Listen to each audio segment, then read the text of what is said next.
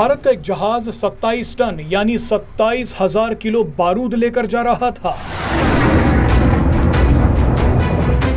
इस जहाज ने छोटे रास्ते को छोड़कर लंबा रास्ता चुना, लेकिन एक देश ने भारत के इस जहाज को रोक दिया और उसके बाद बवाल शुरू हो गया।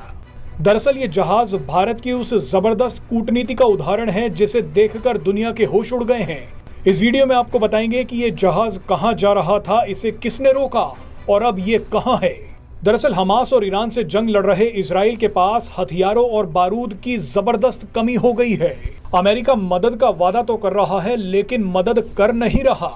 ऐसे में इजराइल को अपनी आत्मरक्षा के लिए 27 टन बारूद जल्द से जल्द चाहिए था।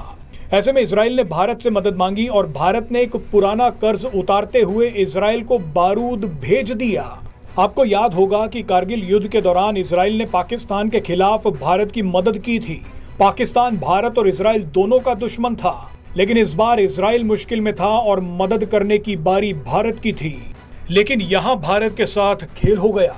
इजराइल तो भारत का दोस्त है ही, लेकिन जिस हमास और ईरान से वो लड़ रहा है उसमें से ईरान भी भारत का दोस्त है। लेकिन ये भारत की कूटनीतिक ताकत है कि भारत ने इजराइल के लिए बारूद भेज दिया तो वहीं ईरान के साथ चाबहार की डील कर ली। लेकिन मुसीबतें कम नहीं हुई।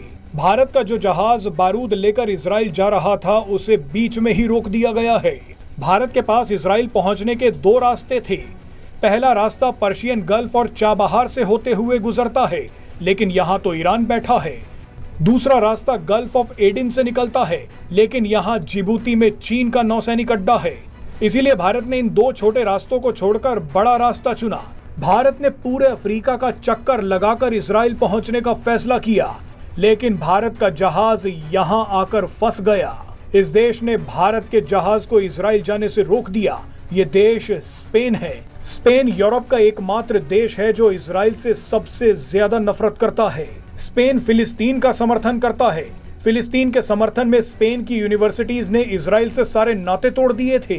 गुस्से में इजराइल ने स्पेन से अपना राजदूत भी वापस बुला लिया था। स्पेन ने हाल ही में फिलिस्तीन को एक स्वतंत्र देश मानने की घोषणा भी की है।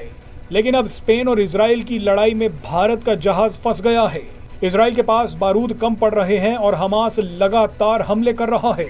ऐसे में भारत कोई नया तरीका ढूंढने की कोशिश में लगा है। स्पेन को मनाने की कोशिशें जारी हैं।